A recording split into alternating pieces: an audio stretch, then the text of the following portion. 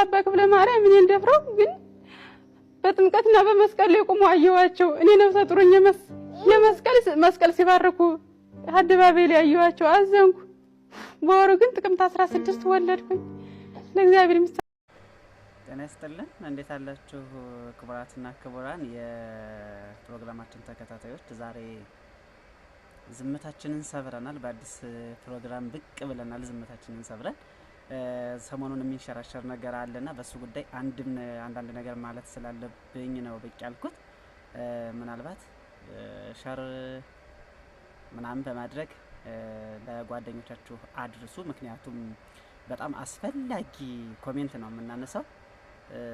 ዝምታ ለበግም አልበጃት 17ቱን አንድ ነብር ፈጃት ነውና ዝም ማለታችን ትንሽ ላፍከፋቾች ቦታ የሰጠ ይመስለኛልና መናገራችን ግድ ነው ብዬ በኔ በትንሹ አእምሮ በደካማው አእምሮ በደካማው አመለካከት እናንተም ባይመጥንም ግን የራሴን አመለካከት እንትን ማለት ስላለብኝ ብቻ መጥቻለሁ። ለማንኛውም ከላይ እንዳሳያችሁ በቅንጭብጫቢው ሰሞኑን ባህር ዳር ላይ እየተዘዋወረች ያለች አንድ ቪዲዮ አለች።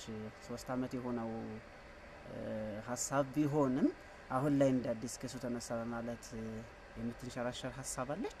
አንዳንድ ሰዎች ኦርቶዶክስን በማይገልጽ መልኩ ኦርቶዶክስ በዚህ ልክ አይገለጽም። በነገራችን ላይ እኔ ምን አይነት አመለካከት እየኖርን እንደመጣም አላውቅም። የእምነቱ ተከታይ መሆናችሁም እርግጠኛ አይደለም። ቲክቶከሮች ፎሎ ለማግኘት ሊሆን ይችላል፣ ላይክ ለማግኘት ሊሆን ይችላል፣ ኮሜንት ለማግኘት ሊሆን ይችላል። ኮሜንት ለማግኘት ቤተክርስቲያንን ማዋረድ ግን ሌላ ታሪክ ነው። ኮሜንት ለማግኘት ቤተክርስቲያንን መሳደብ ግን ሌላ ታሪክ ነው። ኮሜንት መናገር ኮሜንት ለማግኘት የቤተክርስቲያን አባቶችን ማዋረድ ከሆነ ኮሜንቱ ለምን ጥንቅር ብሎባችሁ አይቀር? ምክንያቱም እናንተ ከምታውቁት ውጪ ነው የምትናገሩት። የቤተክርስቲያን አባቶችን በዚህ ልክ አይደለም እናንተ ታውቋቸው። የቤተክርስቲያን አባቶች በዚህ ልክ አይደሉም። ግልጽ ነው እኮ በቃ እኛ የምንናገራቸው አይደሉም። እንዴ በእኛ አቅም እነሱ የሚገለጹ አይደሉም። ስህተት ይሰራሉ። ሰው አይደሉ እንዴ?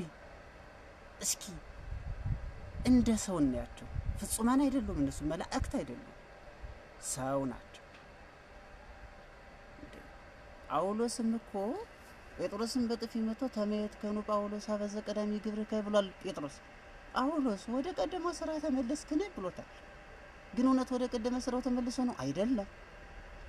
በእኛ እንጭጭ አምሮ አይደለም ካህናት የሚሰደቡት። በእኛ በማናውቀው ዝም ብሎ ዳቦ ልንበላ ሳምቡሳ ልንገምጥ በምንከፍተው አፋችን አይደለም እነሱ የሚሰደቡት። አንዳንዴ አቅማችንን ማወቅም ጥሩ ነው። እነዚህ አባቶች በእኛ ልክ የሚሰደቡም አይደሉም።